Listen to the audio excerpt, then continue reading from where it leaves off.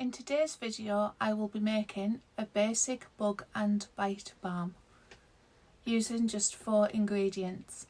I'm Kirsty, my husband's Dean. Welcome to Heart's Humble Homestead.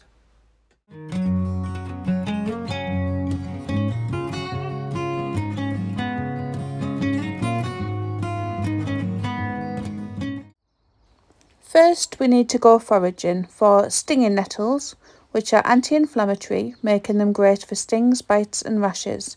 They are also great for calming skin reactions as they are a natural antihistamine. Next we need cleavers. Like nettles, cleavers are anti-inflammatory. They contain a cooling agent that cools and promotes healing on irritated skin. I found the perfect place. It has both stinging nettles and cleavers right next to each other.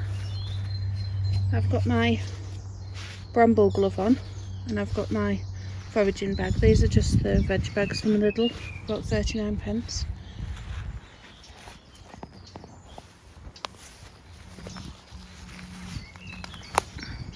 Be very careful when getting the nettles. Although traditionally people used to get hit with them as a way of reducing pain. To be honest, when I fell in a nettle bush last year, it did help my back pain, but it wasn't really a nice feeling, the burn it created.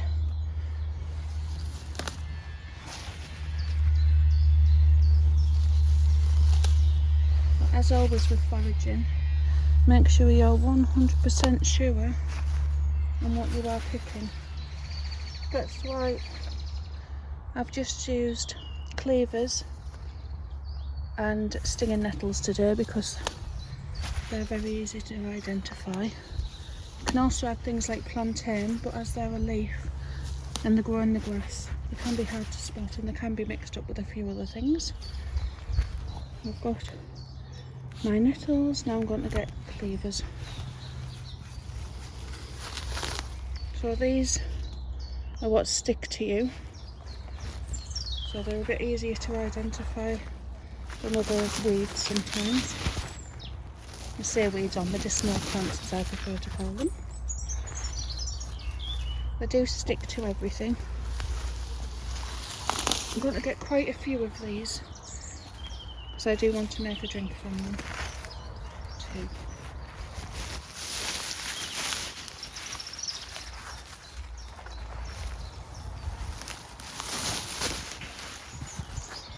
As I mentioned in our Dreams Destroyed video, all of this becomes full of blackberries, as you can see by the plants already growing. So this is where I come to make a full year's worth of our jam.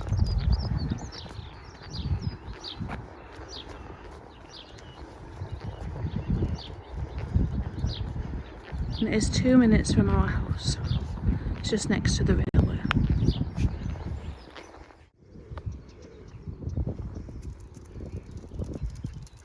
Good girl.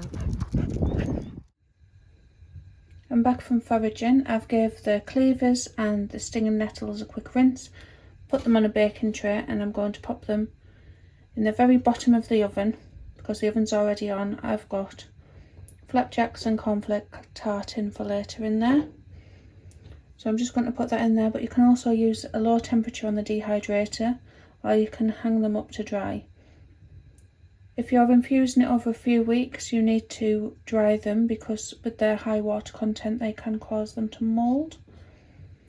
If you just want to cover them in oil and put them on low in the bottom of the oven for a few hours, you don't need to do this step. They are dry now, so I'm going to put the stinging nettle in one. The sting has been stopped now. If you're concerned that I'm going to sting myself, the heating process stops the sting.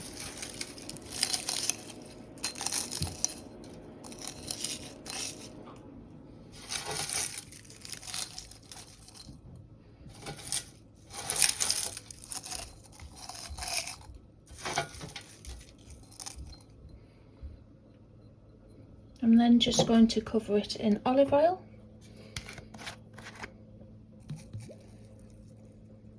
It needs to be completely covered.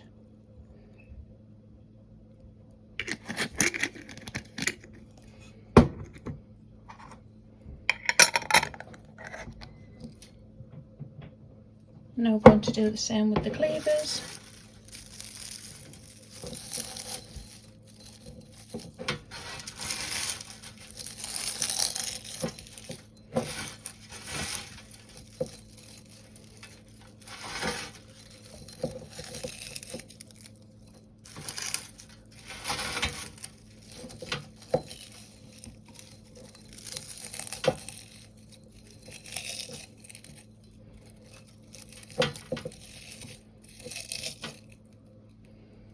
And do the same again.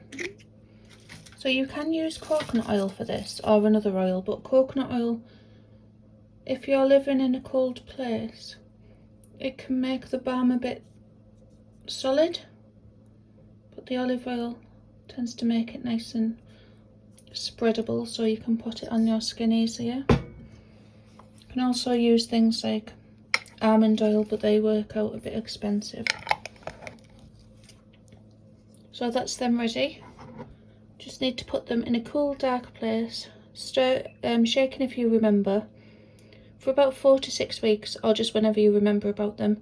They will be fine like that. If you're not ready to make the balm, if you just want some on the shelf, you can then strain them and just store them, the oils, the infused oils, in the same way.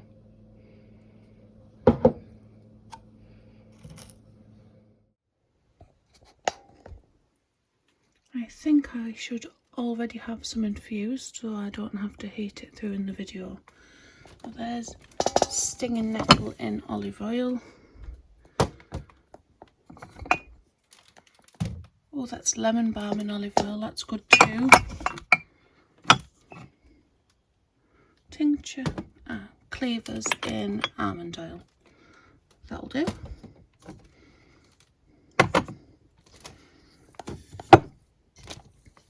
I also need beeswax.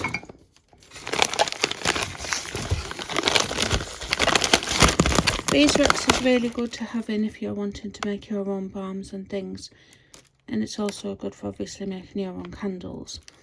This is only a few pound on places like eBay and Amazon, or if you get natural honey, your local honey, please ask them, because I got a large bag from this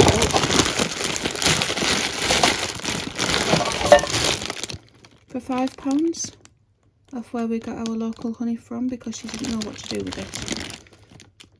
So we just grate that and use it in the same way. I've still got a few pellets left, so I'll use that today. Tubs to put it in. I've got plenty of these. I do buy them in bulk because I make a lot of my own lotions and salves. But when I first started, and well, I still do actually, I just reuse any jars. So this vapor rub, this is just off a mushroom pate from Christmas. I just reuse that over and over again. Things like lip balm tubs and things like that are really good too. Hey everybody, me again. Always popping in as usual to ask for those likes and subscribes, comments, everything like that, all down below. It really does help. And while you're there, me and Kirsty have been talking. So she thinks grapes are better, I think apples are better. Put your answer in the comment below and we'll find out truly which is better. Thanks a lot. These have been infusing for a few weeks now, and I just need half a cup or 125ml of the infused liquid.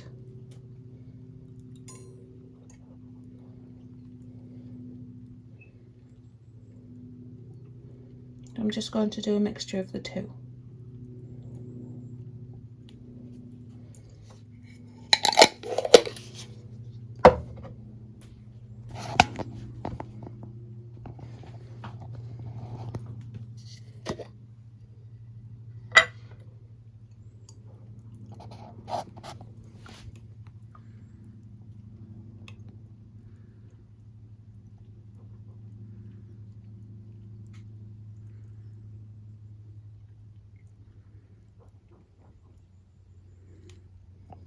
There we go.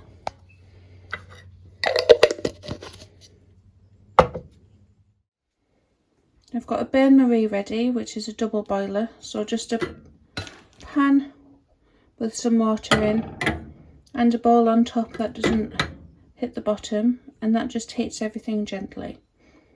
I've got my infused oil, I'm going to pour that in.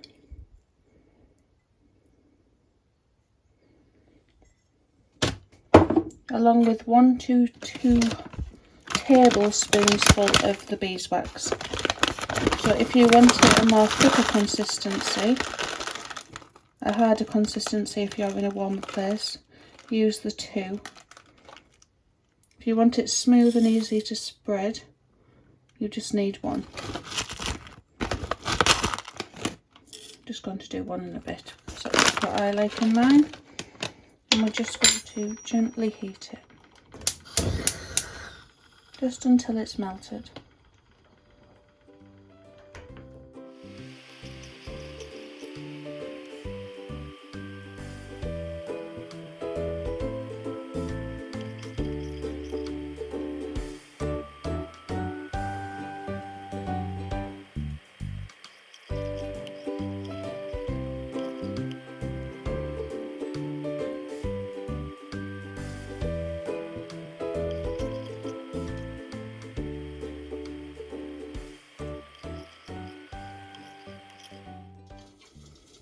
That's all melted, so what I'm going to do is just get a small amount and put it on a plate and just give it a second to cool, and then I'm just going to check if I'm happy with the consistency.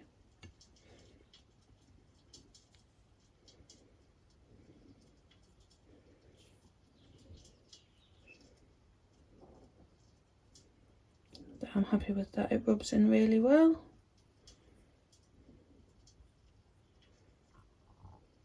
If you want it a bit thicker at this point, you can just add a few more beeswax pellets and just melt them through and then check again.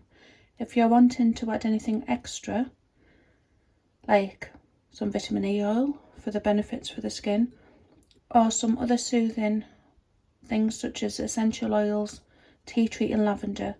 If you're using tea tree, that's not suitable for children under 5, so just bear that in mind. Lavender's a really good one, just add about 10 drops at this point now. You don't need to heat them through. I'm just going to pour them into the containers now.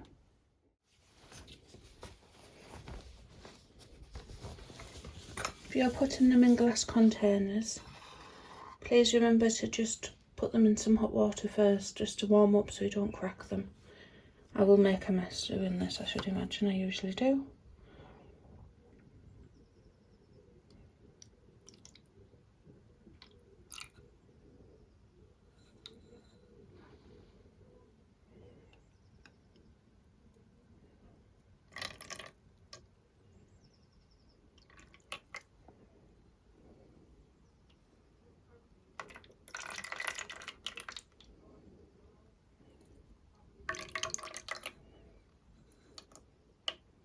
Made a mess right at the last bit.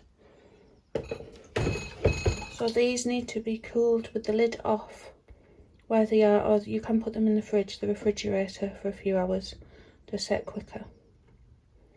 So I will come back when they are set.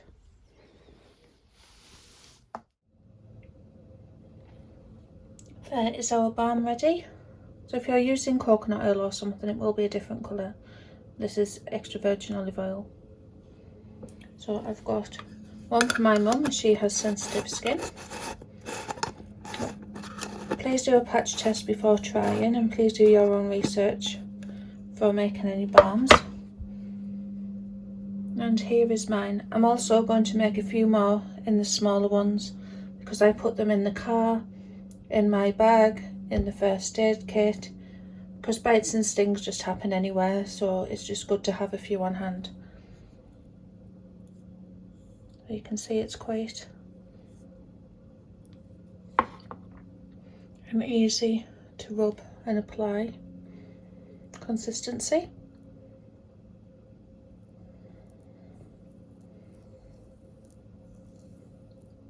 and it really does help soothe and repair the skin. There we go. I hope you've enjoyed watching this video, everybody. Thank you. Bye.